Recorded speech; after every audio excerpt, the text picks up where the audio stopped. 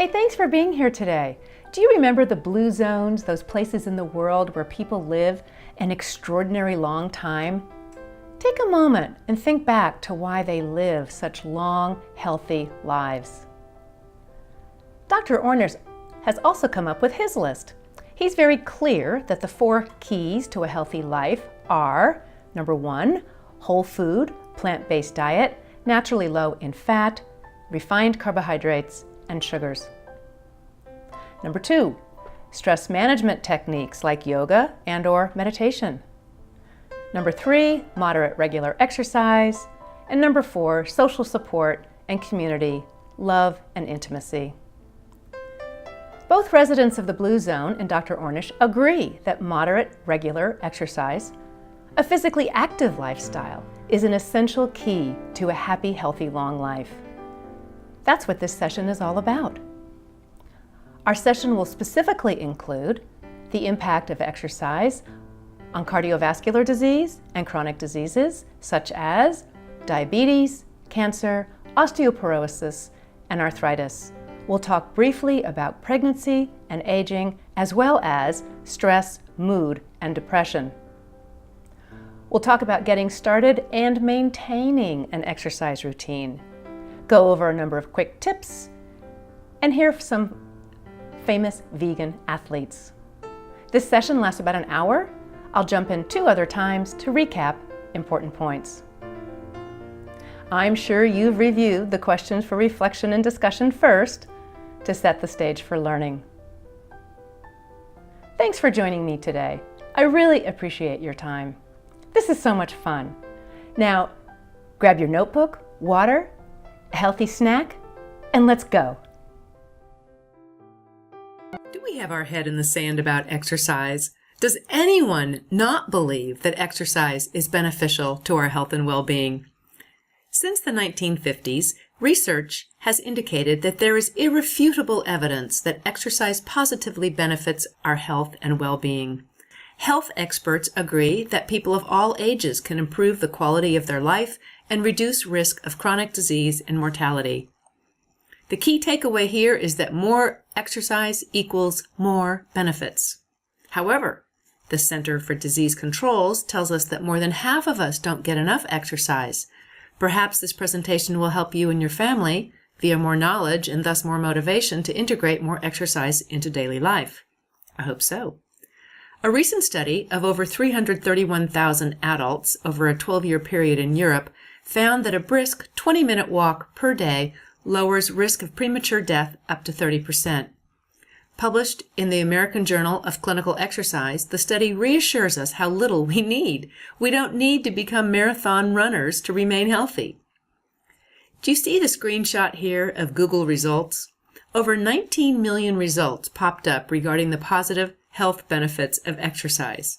While many of us don't get enough exercise, the good news is that more of us are exercising. Unfortunately, obesity and chronic disease rates are still skyrocketing. Yeah, that's true. Many of us are exercising more than before, yet as a population, we are fatter and sicker than ever. More on that later. I love this graphic from the European Heart Journal and how it shows that exercise influences every part of our body. We can see that neurologically, anxiety, depression, and risk of stroke are lowered, while cognitive function is improved. Our heart muscle is in better shape when we exercise, so our mortality, coronary artery diseases, and blood pressure are all lowered. Our endocrine system is also positively impacted with less weight, less diabetes, less bad cholesterol, that's the LDL type, and an increase in the good cholesterol, the HDL type. Our bones are stronger. We have less falls and disability. Finally, less cancer. Well, who can argue with any of that? Later in this session, we'll talk more about starting and maintaining an exercise regimen. But first, we'll talk about various specific conditions that are improved with exercise, including chronic diseases, pregnancy, our moods, self-esteem, and aging. Let's talk specifically about exercise and cardiovascular disease. High levels of fitness reduce the risk of death from heart diseases 50%. Not smoking, eating a heart-healthy diet, Staying lean, avoiding stress and depression must accompany exercise to seriously combat heart diseases. Aim for 150 minutes per week, that's 2.5 hours, of aerobic exercise of moderate intensity. The agreed upon recommendations for the amount of exercise we need is 150 minutes of moderately intense activity, or 75 minutes of very vigorous activity per week. Well, what's considered vigorous? Good question. On our own personal scale of 1 to 10, vigorous would be about a 7 or 8. Now keep in mind that my scale is going to be very different than an ultramarathoner, which would be very different than someone recovering from knee surgery. We each have our own scale of what's considered vigorous. The most important thing is to keep moving and to push ourselves a bit more. Even 1 hour walking per week helps. According to the Cleveland Clinic, even small amounts of exercise can help us. Sometimes the goal of 150 minutes per week is simply too much. It's too much pressure. It's easier to do nothing. Instead, just remember that some exercise is better than no exercise at all. And it's never too late to start. Typically, though, once people start exercising, they feel better. They sleep better. Mood improves and weight falls off, so they want to keep up exercising. It's a win-win situation. But some people haven't exercised at all, ever, or are recovering from surgery, so need to start slowly. That's okay. Just start.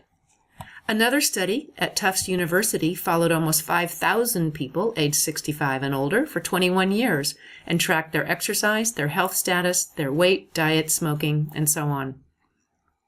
They found that the people who walked at a pace of just 2 miles per hour or faster had a reduced rate of heart failure.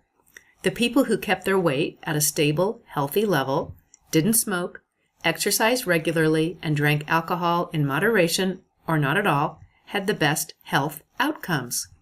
To learn how fast a person walks, either use a treadmill, a smartphone app, a pedometer strapped to a belt or a waistband, or walk a known length of track, like at a high school, and keep time. 2 miles an hour is the baseline, then make efforts to increase it. Let's shift gears to another combination of chronic diseases, diabetes and metabolic syndrome. Metabolic syndrome is a cluster of symptoms like too much fat around our waist, high blood pressure, low HDL cholesterol, high triglycerides, and high blood sugar. It was unheard of a few decades ago, and now it's very common. Type 2 diabetes, as we've discussed, is a chronic condition that has to do with too much glucose in our blood and our body's processing of that extra sugar. Moderate exercise for 150 minutes per week is more effective than medication alone. God, talk about value for money. The Community Preventative Services Task Force concluded that diet and exercise are cost-effective, help restore blood sugar to normal levels, and reduce the number of other risk factors like obesity, high blood pressure, and cholesterol. This task force was conducted by a variety of government, academic, policy, and practice-based scientists. Their role is to find solutions that work and are cost-effective. Well, diet and exercise do work and are inexpensive to boot. If you have both heart disease and diabetes, then walk 2 or more hours a week. You will reduce risk of premature death 40 to 50%. Weight loss through diet and exercise reduces the incidence of diabetes 40 to 60% over 3 to 4 years. Now that is impressive. Obesity and inactivity are the main reasons for the global epidemic of diabetes type 2 and metabolic syndrome. Remember that 15 to 45 minutes of exercise per day, every day, will maintain a weight that is 11 to 18 pounds lighter than if we didn't exercise at all. When we feel better, we want to stay active and do more. Just doing chores, yard work, cleaning, running around at the park with the kids, going places, doing things. It's more fun and simply easier if we have the energy and mobility. When we feel sluggish or overall just crummy, we don't want to do much at all. Related to diabetes and metabolic syndrome is obesity. We've talked about belly fat before. Remember, it's a whole different kind of fat. The bad news is that belly fat leads to inflammation in the body, which promotes various diseases. The good news is that belly fat responds very well to exercise. For example, the Mayo Clinic reported a study of sedentary women who began to exercise. The researchers found that the women lost 2% of their regular fat, but 10% of their belly fat after 1 year. That's fantastic. Oh, and another thing, sit-ups don't work for belly fat. They work for strengthening core muscles, yes, but not for reducing belly fat. Aerobic exercise like walking or jogging and some strengthening exercises are the very best for belly fat. Diet and exercise are essential to lose or maintain weight. There's no secret. It's simply the consistency of our lifestyle choices. The balance of calories ingested, our nutrition, and the number of calories expended in exercise determine so much of our physical and mental health. Cancer is a chronic disease that we've talked about before, and I'm only going to add that the Center for Disease Control explains that routine exercise specifically reduces the incidence of breast and colon cancer. Some research findings indicate that exercise specifically lowers the risk of lung and endometrial cancer as well. Regular exercise is associated with overall improvements in quality of life and health status, meaning we just feel better all over. Some exercise is better than none, and do please consult with a healthcare team before starting an exercise program, especially post-surgery. Physical therapists can be fantastic and help with all sorts of rehab exercises.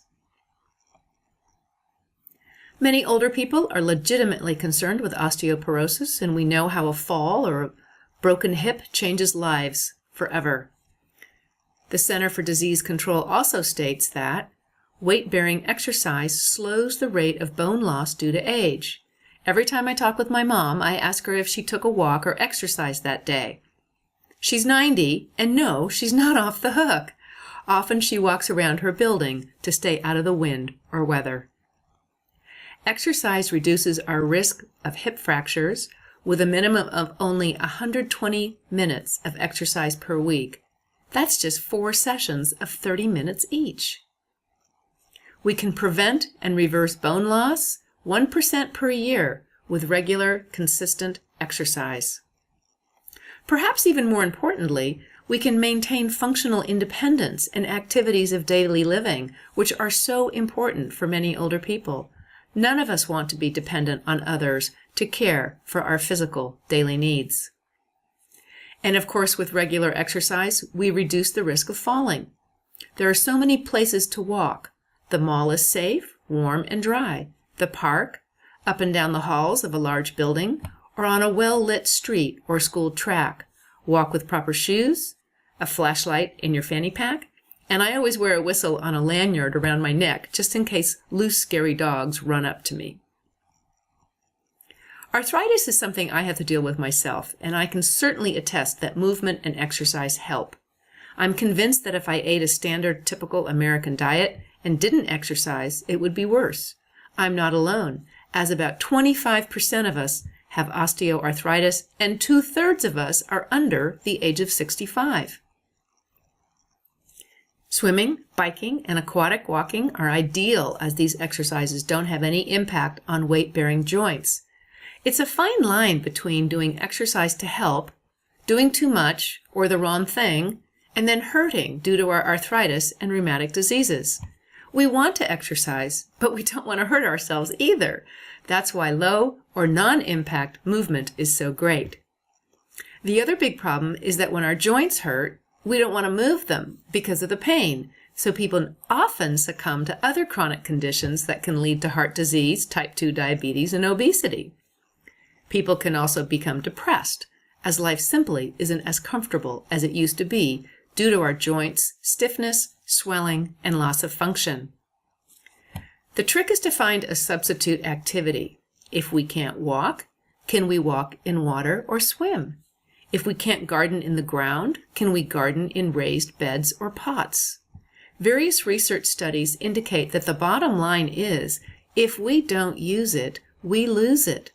If we don't get up, eventually, we won't be able to at all.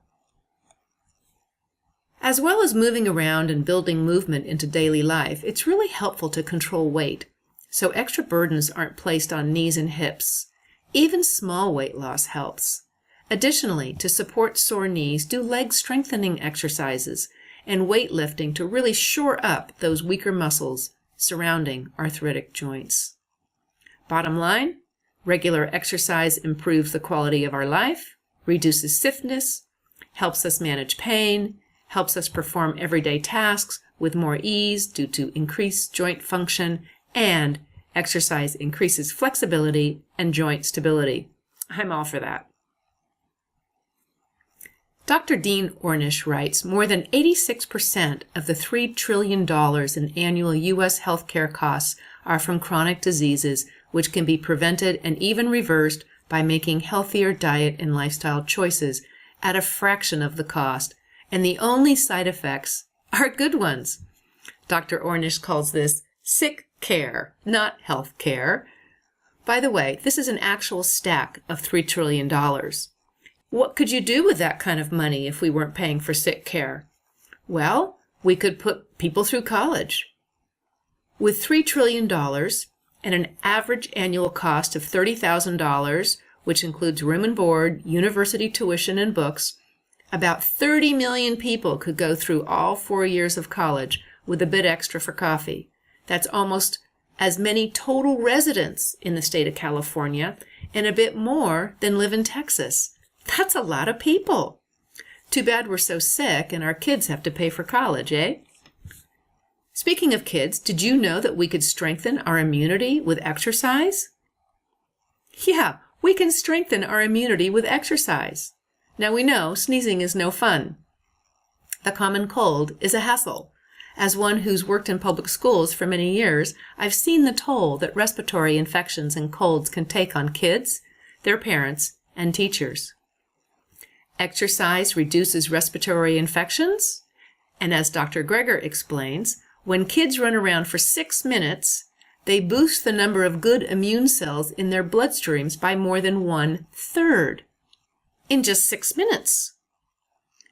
Sedentary women in their 70s have a 50% chance of getting a cold. Those who walk 30 minutes per day cut that risk down to 20%. People who exercise vigorously cut the risk down to 10%.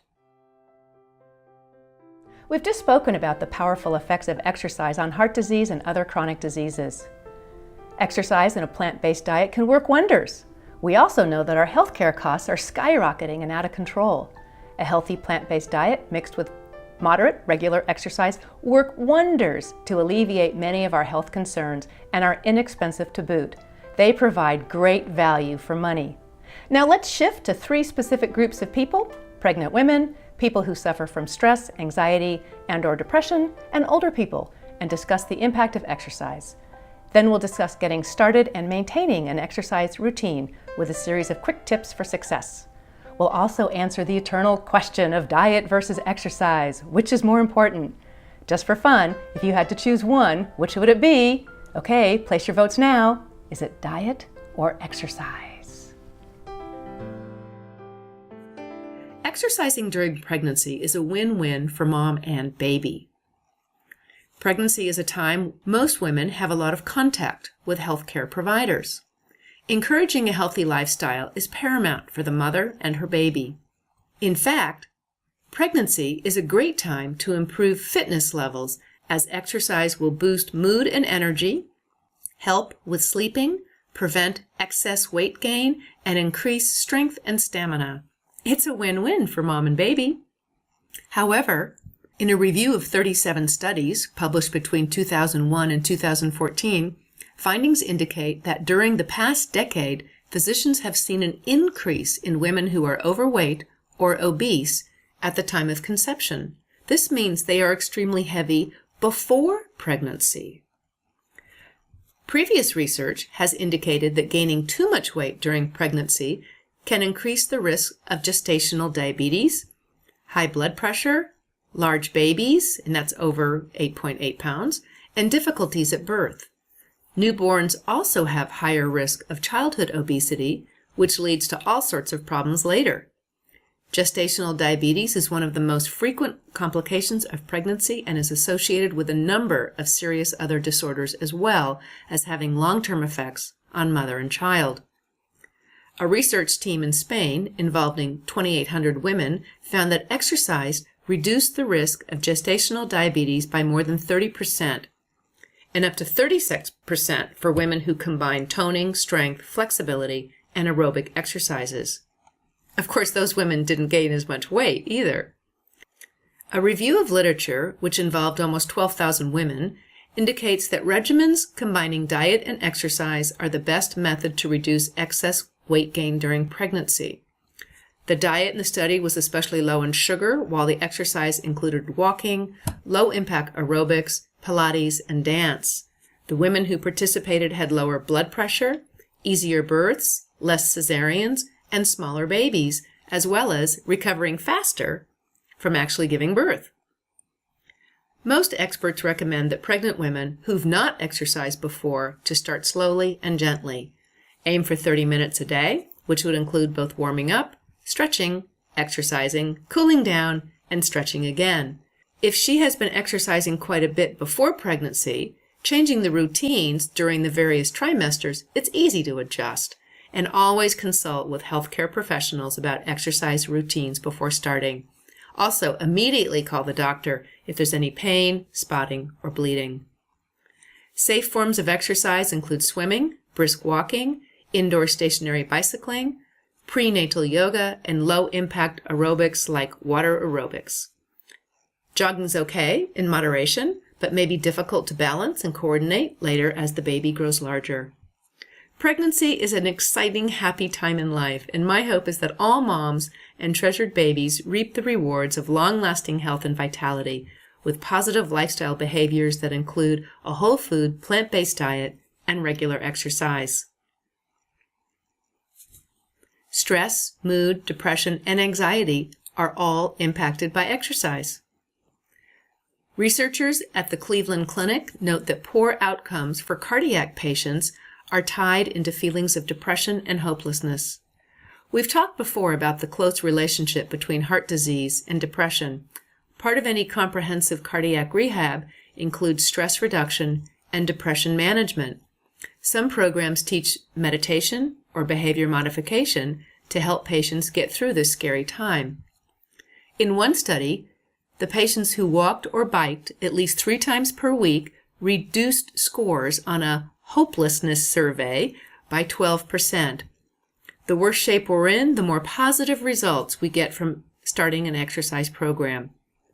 Exercise such as walking can be done anywhere, and really all we need are comfortable shoes.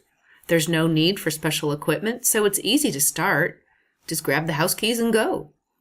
Other findings indicate that exercising 3 to 5 times a week for 30 to 60 minutes keeps thinking, learning, and judgment skills sharp, reduces depression, and helps us sleep. We manage stress more effectively with aerobic exercise. Plan for a minimum of 3 times a week for at least 20 minutes per session. Maintain that for at least 3 months and see how you feel. I know I feel better the very same day I vigorously exercise. Short-term feel-good effects last 24 hours. Long-term effects obviously take longer, like 3 to 4 months. Exercise reduces tension, fatigue, and anger, and exercise increases a positive mood. Back in 1999, researchers at Duke University found that depressed adults who vigorously exercised aerobically for 45 minutes 3 times a week improved their mood as much or more as the patients who took medication Zoloft. Exercise increases the feel-good hormones, serotonin and endorphins, and lowers the stress hormone, cortisol. Stress, depression, and anxiety are part of every family. It's very common for us to feel badly at some time or the other and not to be ashamed of it. Life is very complicated. People with depression often are not inclined to exercise. However, patients with depression say exercise is the most important thing they do to relieve feelings of depression. Don't give up if it takes a while. significant benefits appear after 3 to 4 months. Aerobic exercise is a very powerful antidote for anxiety, distress, and fear. Yoga also has a very powerful impact on stress, mood, and depression. Yoga is taught everywhere. There's many kinds of yoga too, and it's easy to find one that fits your needs. We'll talk more about yoga in the stress reduction session. I would suggest doing a bit of playing around and testing out the many types of yoga to see what works for you before spending much money. Go online or go to the library and borrow some DVDs and books. Dr. Ornish is very clear about including some sort of stress reduction in our lifestyle. We can all benefit from it. We'll talk more about all this in the stress reduction session. Self-esteem, how we feel about ourselves, does matter and plays into our positive self-image as healthy, happy, hopeful individuals. Sports competence, body image, physical condition, body attractiveness, and strength all contribute to self-esteem. We gain and maintain confidence through physical activity. And we learn new skills, plus have the opportunity to meet new friends. After we talk about aging and exercise, we'll talk about getting started and maintaining exercise routines. Aging is different for the very active. A study in Australia followed over 200,000 people aged 45 to 75 for about 6 years. The researchers found an inverse relationship existed between exercise and mortality, meaning the more people vigorously exercise, the less risk they had for early mortality. The researchers called this, surprise, the mortality benefit, because even after controlling for chronic illness, body mass index, age, weight, and so on, the people who regularly, vigorously exercised lived longer. All physical declines due to age are not true. With age, older people have less endurance and less muscle mass. A Swedish study found that physically active people, age 75 and older, live 5.4 years longer than their less active peers. At age 85 and older, physically active, socially engaged lifestyle added an extra 4 years of longevity. Another study of senior athletes wanted to compare fitness age with chronological age, so they performed a bunch of tests and analyses. After studying 5,000 adults of all ages, the Norwegian scientists were able to create a complicated algorithm to calculate an individual's fitness age. In the Senior Olympics program, these researchers discovered that while chronological age of the participants, the senior Olympians, was 68, the average fitness age was closer to 43, 25 years younger due to exercise. So it's the exercise, not the age. We can say with confidence that exercise is a prescription for youth. Dr. Ornish explains it in a bit more detail. He says that his latest research indicates that a healthy lifestyle lengthens our telomeres, which are the ends of our chromosomes that control aging. That's pretty exciting. As our telomeres get longer, our life gets longer. Dr. Ornish is also quick to add that everything we do helps. Every little positive bit we add to our lifestyle to make it healthy helps us at any and every age. So it's not all for nothing. If we eat most of a cake and don't exercise for a few days, it's not over. If we feel agitated and stressed out and can't relax for a couple of days, it's okay. Try the next day. Remember, it's all about progress, not perfection. It's the overall pattern of how we live our lives that matters most. So let's back up for a minute and talk about getting started, and then we'll talk about maintaining exercise routines. Start slowly. Gradually increase time and effort. That whole no pain, no gain thing is just plain wrong. Don't hurt yourself. Weekend warriors often injure themselves. Results indicate that this is not an effective strategy. If you have chronic conditions, talk with health professionals, check limits, and create a plan. Overall, the beneficial health effects of exercise outweigh the risk of getting hurt. Please do manage weight through a healthy whole food plant-based diet so you feel like being more active. So maintaining routines is the challenge. The first step isn't always the hardest, is it? No, it isn't. It's keeping up the exercise program once we've started. So when is the best time to exercise? Well, when you exercise. Seriously, there's no best time, just whenever it works for you. In my 20s, I used to swim at 10 p.m. I slept like a baby, but many people who work out later in the evenings do have a harder time falling asleep due to a rise in body temperature and all that stimulation. A long, hot shower can be super relaxing before sleep.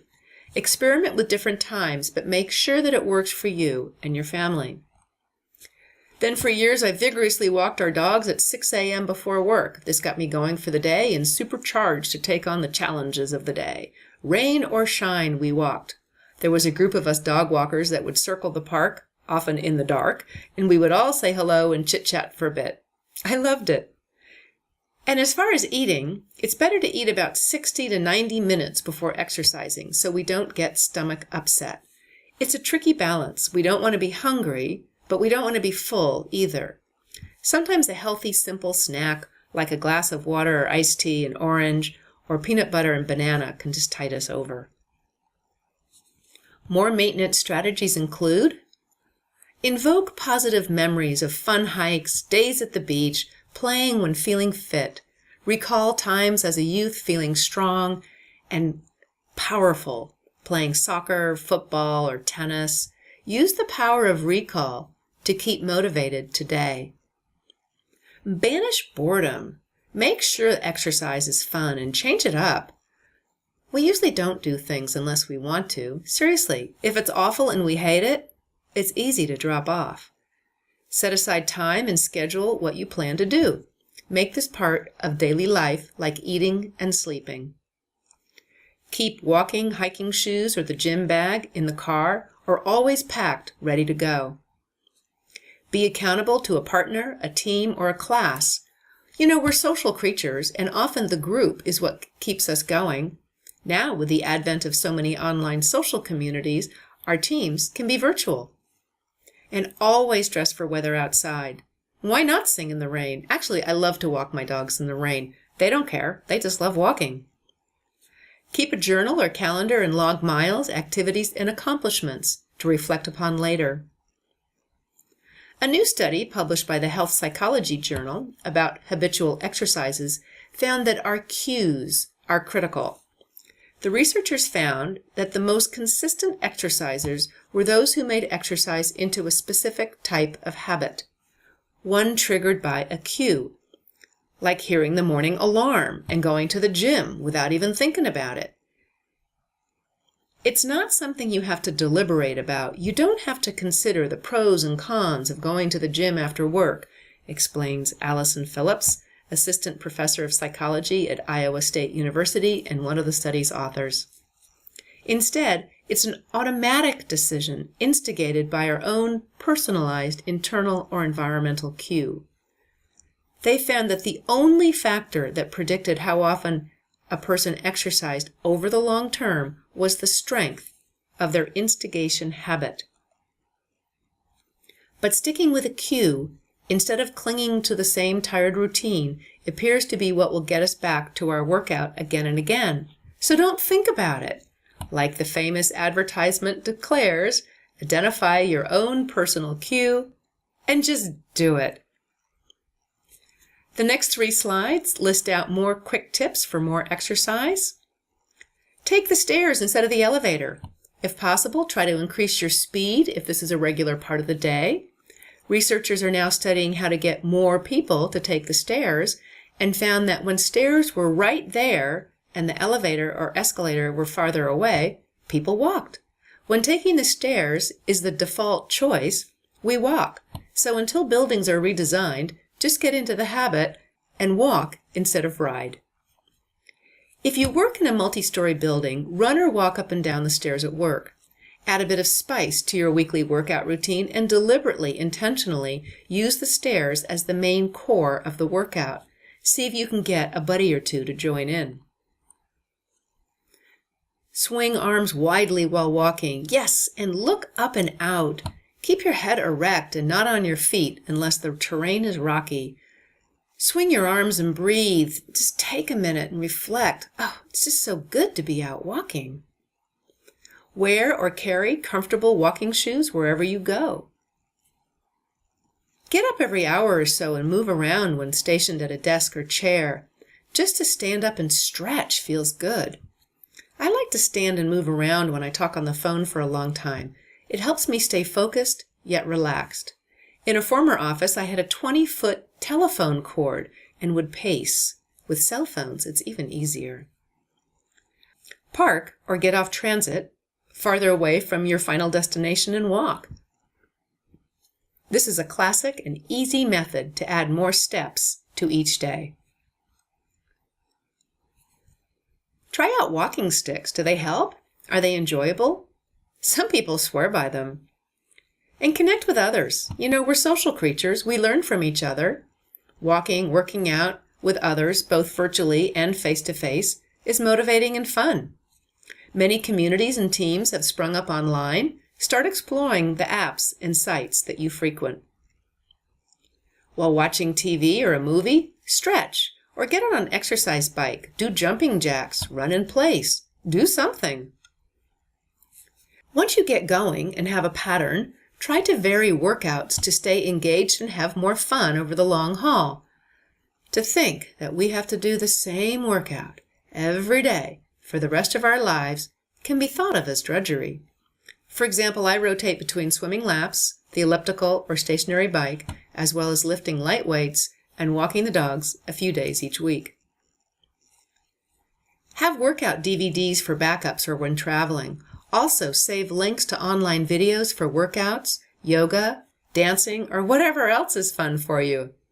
While traveling, do check out the gym in the hotel and make arrangements to work out.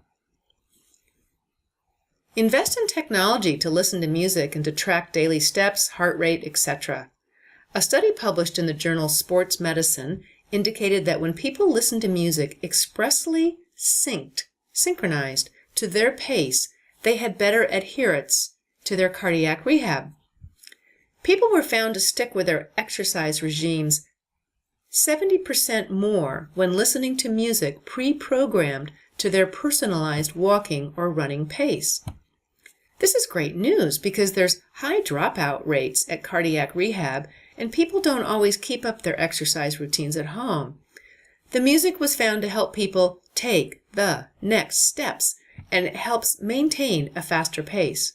I know it works for me. When I work out on the elliptical machine, I listen to music with a strong, fast beat.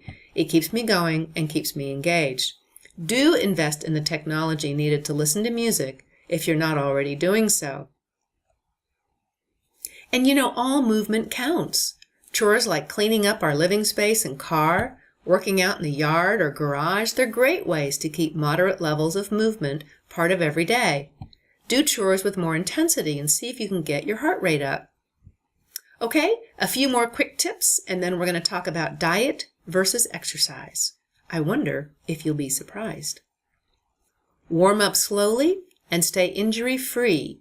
That means to work out intentionally, to pay attention to your body and what you're doing. Stretching after exercising while warm also helps protect us against injuries. Remember to breathe deeply so the body gets more oxygen. And you know, do stuff instead of sit around. Be active with family and friends, like go for a walk instead of watching a movie. So often our socializing is so sedentary. Shake it up. Join a local class or group. There are countless places to join exercise classes and groups. Look at the local rec center, gym, look online at meetup.com or the local community college, as well as ask friends and neighbors where they go. Get fit for a cause. Sign up for a community walk, bike ride, or run. You know, those charity-sponsored walks and fun runs, they abound, are a great reason to train. Find your favorite charity like the ALS Walk, or Walk for Autism, or Mothers Against Drunk Driving. Fitness Magazine online lists too many to count. And we want our muscles to have a chance to repair after exercising, so do alternate muscle groups and don't exercise the same muscles every day.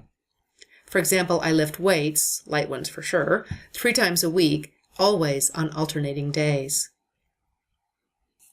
Okay, so the big question is diet versus exercise. I love the phrase, "we can't outrun a bad diet," and that reveals the answer. According to a recent article in the British Journal of Sports Medicine, we need to get over the myth that if we simply exercise, we'll lose weight. We can be a normal weight, eat poorly, exercise, and still be unhealthy. Exercise alone doesn't lead to weight loss, but does lead to positive health effects and reduces risk of cardiovascular disease, depression, type 2 diabetes, dementia, and some cancers by almost 30%. A poor diet promotes more diseases than physical inactivity, alcohol, and smoking combined. Exercise burns up fewer calories than we think. For example, jogging for 30 minutes might burn off 350 calories. What does approximately 350 calories look like in food? Well, one 3-ounce bag of potato chips has about 400 calories. One chocolate frosted donut has over 300 calories, and a medium blueberry muffin has about 400 calories. Besides, how often do we jog or work out strenuously for 30 minutes? Better yet, why not cut out 2 unhealthy sodas a day or those sugary, salty snacks, skip those excess calories, and work out for more effective and lasting change. From 2001 to 2009, the percentage of people exercised increased, as did the rates of obesity. The good news is that more people are exercising, and that's terrific. But rates of obesity continue to rise. Right now, we have more people overweight in the U.S. than people of normal weight. So it's not the exercise, is it? Research repeatedly demonstrates that diet and exercise combined are the key to health and wellness, to lasting positive results. The Center for Science in the Public Interest tells us that the processed food industry spends $33 billion a year on advertising. This money creates enough marketing messages for each man, woman, and child to receive one marketing message every 14 seconds. We are overstocked with advertising. The food industry is very clear and manipulates us to buy what they are selling. It's not just about our willpower as we walk up and down the aisles. It's how the stores and items are arranged, how the food is labeled, the size of the containers, and the specific combinations of sugar, salt, and fat, which are so addicting. The processed food industry's PR tactics are similar to the tobacco industry's PR tactics in the past. The public relation tactics used by the tobacco industry are well known. These include instilling doubt and confusion about the negative health effects of smoking. For years, celebrities promoted smoking and we thought it was okay, glamorous, and cool. Now, years later, we know it isn't. The heavy, constant promotion of sports drinks and soda, both diet and regular, as well as sugary junk food, is leading us down a path of obesity and chronic disease. Sugar is a problem, as we've discussed. There are vast food deserts in many areas where healthy whole foods are rare. Instead of food environments that are filled with sugary, chemical-laden junk food and drinks, we need food environments that are filled with fresh, healthy whole foods. As we discussed earlier, living in a food desert is a real problem for many people. Eating well should be an easy choice for everyone. Perhaps that will be the norm in our near future. Let's recap the main points of what we just went over. Pregnant women are getting larger, unhealthier, and need to exercise more. Now, this not only affects the mom-to-be, but the baby and the entire family, if there does happen to be, God forbid, a health crisis. We also talked at length that stress, mood, depression, and anxiety are all positively impacted by exercise. There's no secret. When we exercise regularly, we feel better emotionally. We manage stress more effectively with aerobic exercise. Exercise reduces tension, fatigue, and anger. And exercise increases a positive mood. We need to do something active every day. As far as anxiety and depression, which are very common, and the topic of an entire session, exercise increases the feel-good hormone serotonin and euphoric endorphins, as well as lowers the stress hormone cortisol. Aging is also completely different for active people. Studying senior athletes, scientists have learned that exercise is a prescription for youth and vibrant health. Again, we all need to do something every day. Since it's never too late to start today. By the way, how'd you do on the diet versus exercise quiz? Which one did you pick as the most important? You're correct, it's diet. Don't you love that phrase? You can't outrun a bad diet? Whole food, plant-based professional athletes have a unique perspective, and we're going to hear from a few of them next. There's many more I couldn't include, so do look them up on your own. Also, due to our reliance on technology, I mentioned a few apps to install on your various devices, but do look for others and play around with various exercise apps. We close where we started, with the secrets to a happy life, which are not really a secret, are they? After the session, read over the questions for reflection and discussion. Actively think about them as you continue to learn more about sustaining a healthy plant-based lifestyle for you and your family. The famous quote by Jack LaLanne has been revised to read, "Diet is king, exercise is queen. Together you have a kingdom." Jack LaLanne, the famous health and fitness icon, died a few years ago at age 96. He had many things to say about exercise, such as, "Living is a pain in the butt. Dying is easy. It's like an athletic event. You gotta train for it. You gotta eat right. You gotta exercise. Your health account, your bank account, they're the same thing. The more you put in, the more you can take out. Exercise is king, nutrition is queen. Together, you have a kingdom." Rip Esselstyn, who we'll talk about next, has switched that around to "Diet is king, exercise is queen," due to the plethora of research regarding exercise and nutrition. And now we say that diet is king and exercise is queen. I know it might sound sexist and stuck in traditional royal gender roles and all that, but still, it's a memorable way to keep the idea in mind that we need both. First and foremost, we need excellent nutrition and then regular exercise. Let's continue and talk about several whole food, plant-based athletes. Rip Esselstyn has a great story. As you can guess, his father is the celebrated Dr. Caldwell Esselstyn, whose early work with cardiac patients at the Cleveland Clinic changed how we think about heart disease and nutrition. His mother, Anne, and sister Jane have published a variety of fantastic cookbooks. Anne had to create the program. Her husband Caldwell was researching, so a tremendous amount of credit goes to her. I know she saved our life and our marriage. Rip is an accomplished former professional athlete. After graduating from college in 1986, Rip became a totally plant-powered top 10 triathlete for the next 10 years and 6-time winner of the grueling Escape from Alcatraz triathlon. He trained for 4 to 8 hours per day and ate about 5,000 calories per day. He's a firm believer in eating healthy, whole, plant-based foods and not taking any supplements or adding protein powders. Read his book for the details and meal plans. Since 1984, when Rip was in college and his dad was performing cardiac research at the Cleveland Clinic, he's been interested in plant-based nutrition.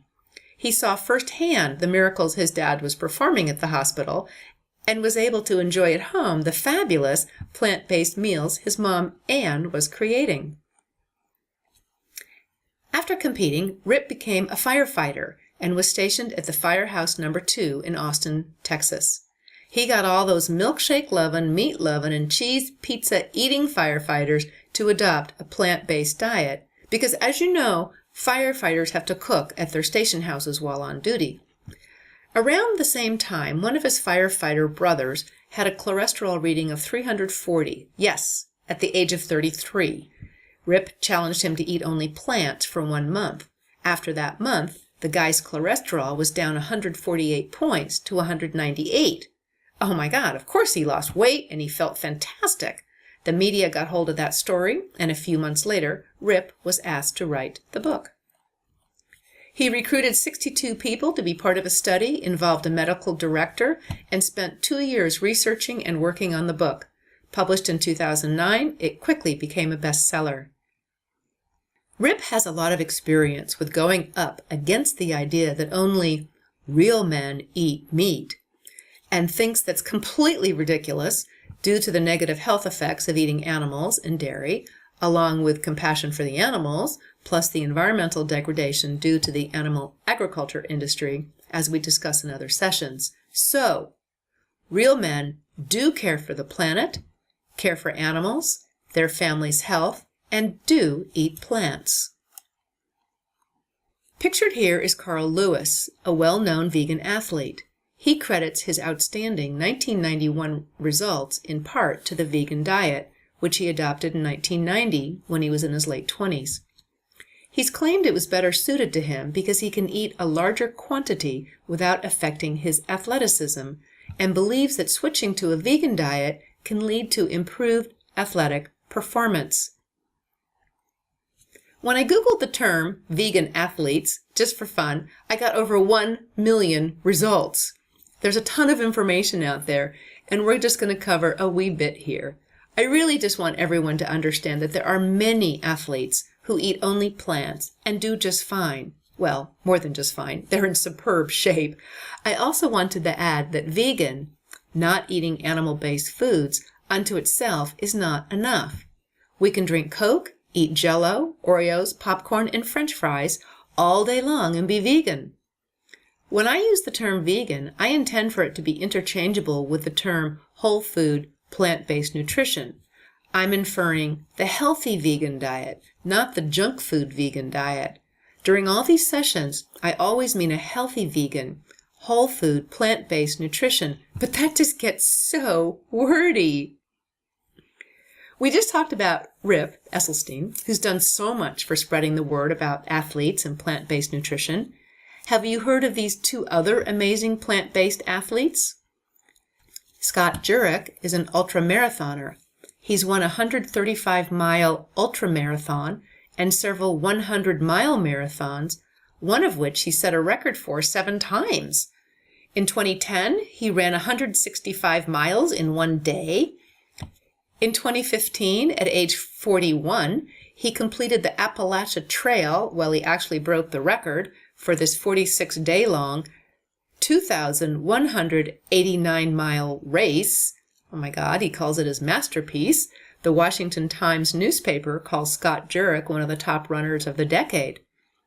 Another plant-powered vegan athlete is Rich Roll. At age 47, he has completed the equivalence of 5 Ironman triathlons in 1 week. That's crazy. An Ironman consists of a 2.4-mile swim, a 112-mile bicycle ride, and a marathon 26.2-mile run, raced in that order without a break. It's widely considered one of the most difficult one-day sporting events in the world. For winning athletes, that's like 4 to 8 hours on a race day of running, bicycling, and swimming at top speed. All kinds of athletes have proven success and perform at high levels eating only whole food, plant-based nutrition. Interesting to note that fitness foods have been found to promote eating more and exercising less. Yes, interesting that fitness foods, you know, those special bars and drinks, are found to be counterproductive because people were eating more and exercising less. A study in the Journal of Marketing Research found that consumers seem to perceive the fitness foods as a substitute for exercise. The effect of labeling on the food items was considered significant, again demonstrating how the packaged food industry is constantly influencing us. Robert Cheek's new book will answer all sorts of practical questions about athleticism and plant-based nutrition. He has a slightly different view of athletes' protein needs. As you can see from this ad for Robert Cheek's new book, Rich Roll, the amazing vegan athlete we just mentioned, gave him a wonderful endorsement. Robert Cheek addresses the popular protein myth from an athlete's point of view. Energy comes from carbs and fat. Protein is the last resort for energy. If you get adequate calories, you'll have adequate protein. He's not a big believer in adding a lot of extra protein, as are some other athletes. From the website, and I quote, Robert Cheek's newest book, Shred It, is a comprehensive guide to setting achievable goals, burning fat, and building muscle on a whole food, plant-based diet. As one of the only books to combine a completely whole food, plant-based menu with a detailed training program, Shred It has been endorsed by 28 of the biggest names in the health and fitness industry, including Dr. Colin Campbell, Dr. Caldwell Esselstyn, Kathy Freston, Rich Roll, Juliana Haver, and Rip Esselstyn. Robert Cheek is a big believer in consistency and effort. He says it doesn't matter what you do as long as it's exercise. He also says the more we exercise, the more fun it is because it feels so good and we get such good results. In the book, he specifically discusses how to set achievable goals that lead to real results, the most effective ways to burn fat, how to build muscles efficiently on a whole food, plant-based diet, how to identify what could be holding us back, and how to exercise nearly anywhere, anytime, and managing our time effectively. Not all of us are going to be super athletes, but we can eat well and exercise every day. You can see from his photo, this former scrawny, skinny kid looks fantastic, all without any meat or dairy products, just plants like sweet potatoes, fruit, and many more delicious plants. Yes, only plants. Changing gears here, there's an app for that. We hear that all the time, don't we? As we wind down this presentation, let's talk about technology for just a minute. There are so many apps to choose from. Here's just a few that are mostly free, but do a search and see what appeals to you. The point is to keep exercise fun, fresh, and a constant part of life. If an app helps, that's great. The apps range from simple trackers organizing data like steps, miles, distance, and times, to games you play with space invaders and zombies or superheroes. It's all in good fun. Then there's those apps that interact with the larger world like Charity Miles. Download a few and play with them. Search, experiment, share, and join the online community of the ones you like. My new obsession is Charity Miles. I donate to the charity of my choice, paid for by corporate sponsorship. Every time I walk the dogs or jump on the elliptical to work out, I tap a few buttons on my phone and away I go, earning money for any variety of charities. Large corporations donate on my behalf a set dollar amount per mile. It's awesome! Nexercise is an app where people can earn points to redeem at stores. I haven't used it, but it sounds fun, especially if you like to shop. Pact, like the name suggests, make pacts with others to achieve healthy goals using real life money. Yeah, money. Money motivates many of us, doesn't it? Then there's DigiFit iCardio, and that's an app for iPhone and Android. It's called simply iCardio in Google Play. You can pair it with any supported heart rate monitor to track runs, bicycle rides, and other workouts. Records heart rate, of course, but also distance, time, and pace. When you hit the gym, do you still carry a notebook or crumpled sheet of paper to all the stations and machines? Don't. With mobile apps for the gym, there are better ways to keep track of sets and reps. The Jeffit workout gives us simple tools for crafting weightlifting workouts and keeping track of the details as we complete our routines. We can log sets and reps, as well as how much we lifted. A calendar helps us plan each workout. The Johnson & Johnson official 7-minute workout app is free and helps us squeeze some exercise into the day at a personalized intensity level. All we need is a chair and 7 minutes, or about 11 minutes if we add the warm-up and cool-down part. A medium intensity workout can include jumping jacks, push-ups, wall chair, high knee running in place, crunches, plank, side plank, tricep dips using a chair, and a few other moves. The app coaches us through each move as it comes up in the workout. It's a great app for people of all ability levels. MyFitnessPal is a mobile app and website that gives us a wealth of tools for tracking what and how much we eat and how many calories we burn through activity. Of all the calorie counters review, MyFitnessPal is said to be far the easiest one to manage, and it comes with the largest database of foods and drinks. With the MyFitnessPal app, we can fastidiously watch what we eat 24/7. You know, every day new apps are published. Explore and see what you like and what works for you. Before we conclude, Dr. Ornish has a great message to share. Dr. Dean Ornish recently published an article called The Secrets to a Healthy Life. Actually, it's not a secret at all. We've talked about Dr. Ornish before. He's a pioneering cardiologist who published some of the very early research regarding whole food, plant-based nutrition, and heart disease. After over 40 years of clinical practice, teaching, and countless publications, he knows a thing or two. His belief regarding the secrets of a healthy life are as follows, and are a perfect ending for this session on exercise, as well as a perfect segue to our next session on stress reduction and maintaining a positive mental outlook. Dr. Ornish is very clear, emphatic, and passionate that the 4 keys to a healthy life are: number 1, whole food, plant-based diet, naturally low in fat, and refined carbohydrates and sugars. Number 2, stress management techniques like yoga, meditation. Number 3, moderate, regular exercise. And number 4, social support and community, love and intimacy. These interventions are simple, low-tech, and inexpensive. They're effective. There's not a lot of money to be made by the medical or pharmaceutical industry with lifestyle changes because we simply don't need what they're offering. But make no mistake, a lot of money is saved. And that's why larger organizations are getting so interested in these lifestyle interventions. We know they work and know they're sustainable. For example, Highmark Blue Cross found overall health costs were reduced 50% in the first year that patients went through Dr. Ornish's program in 24 hospitals in West Virginia, Pennsylvania, and Nebraska. In patients who spent more than $25,000 on health care the previous year, costs were reduced 40% the following year. Likewise, Mutual of Omaha found they saved people $30,000 the first year that they seriously changed to a healthy lifestyle.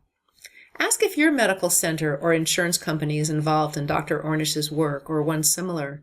Medicare, as well as other insurance companies, now reimburse for his program. Our genes are our predisposition, but our genes are not our fate. Dr. Ornish says that by changing our lifestyle, we actually change our genes. Yes, because with a healthy lifestyle, following those 4 positive behaviors, we turn off the genes that promote disease and turn on the genes that promote health and vitality. Exactly the same thing Dr. Campbell found in the Philippines back in the 60s studying kids and liver cancer. These lifestyle changes also often reverse the progression of diseases such as severe coronary heart diseases, cardiac events, type 2 diabetes, some cancers, and all the other chronic conditions as we've discussed. Oh, and speaking of money, as we close here, worldwide costs for non-communicable chronic diseases, the ones we've been talking about in all these presentations, cost us about $6.6 trillion per year and are expected to rise to $13 trillion a year by 2030. Can we afford this? Would we rather help alleviate people's suffering and sickness? A team of the world's top doctors have released a policy statement asking for global cooperation across all levels and types of organization in eradicating lifestyle disease, such as heart disease, diabetes, obesity, some cancers, and so on. They ask for all hands on deck. In other words, it's up to everyone, it's up to us. In the policy report they write, we must look beyond the traditional healthcare model, for example, hospital and clinical settings, to implement healthy lifestyle initiatives. And they also add that prevention, as we know, is the key. We can do this. The research is there. We have the knowledge.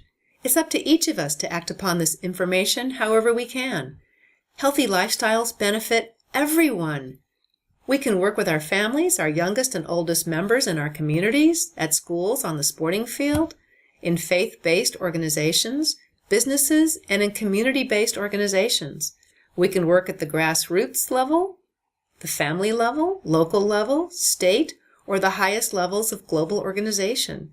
I created these presentations for you and your family so that I can share my expertise with you. So now in summary, stay active as a way of life. The more we exercise, the more we benefit. Do something physical every day. Stay healthy together, play together, work hard, and have fun. Our next session is all about stress, positive mental aspect, and nutritional implications of our moods and emotional well-being. We've touched upon depression and anxiety in this next session. We're going to go into more detail about a whole food, plant-based diet can help us with our thoughts and feelings. Until then, thanks so much, happy eating, and bye for now.